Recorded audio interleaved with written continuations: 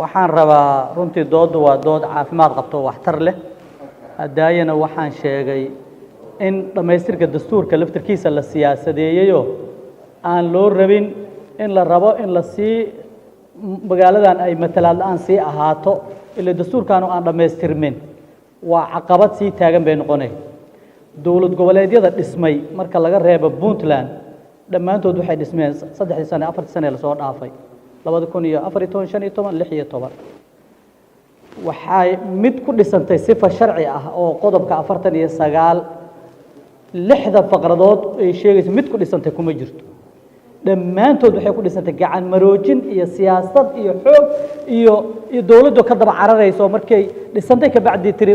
waa tahay dhammaanteen wada ognaa dadka muqdisho waa joogeen muqdishona saanay u jirtay federaalku waa deganay waliba fursado inta ka fiican ay haystay aan dhameeyo wax yar waxaan rabaa marka waa la weydiiyo odagii ugu weynaay baarlamaanka Jawaariba dad baarlamaankii Jubbaland mooshin ka keenay xildhibaano ah waxay dhaheen sifa sharci kuma dhismin ummad baa xaqoodii ka maqan dawlad goboleedkaasi waa faasid mana jiro Jawaari wuxuu yiri siyaasadda iyo sharciga marka ay loolamaan siyaasadda adkaatay siyaasad iyo sharciga wuxuu yiri isu tagay deetan waxa adkaaday siyaasadii adkaatay sharci wuxuu yiri guriga hooyadin geesta waxyaabaha la yaab kale oo aan rabo maanta inaan ogaano waa odagii baarlamaanka golihii shacabka uu ahaa waa waayeelkii isaga rabay in la dhago wuxuu yiri siyaasadii baa guuleysatay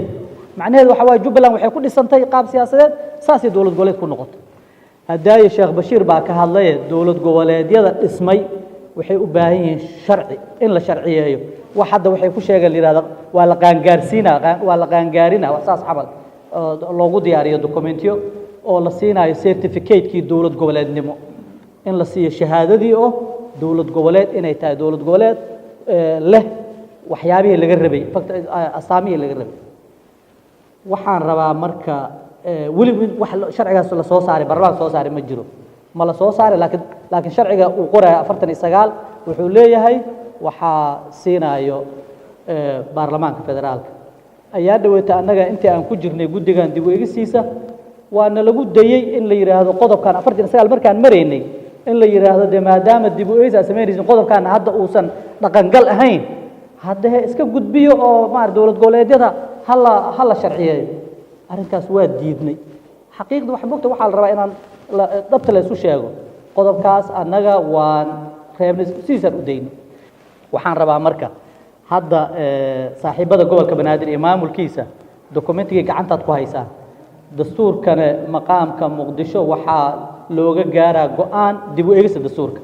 kaama jirto wada xajood siyaasadeed kaama jirto maamul goboleed kaama jirto adeeg ku agtaala talada aad rabtaad keenaysa gudiguna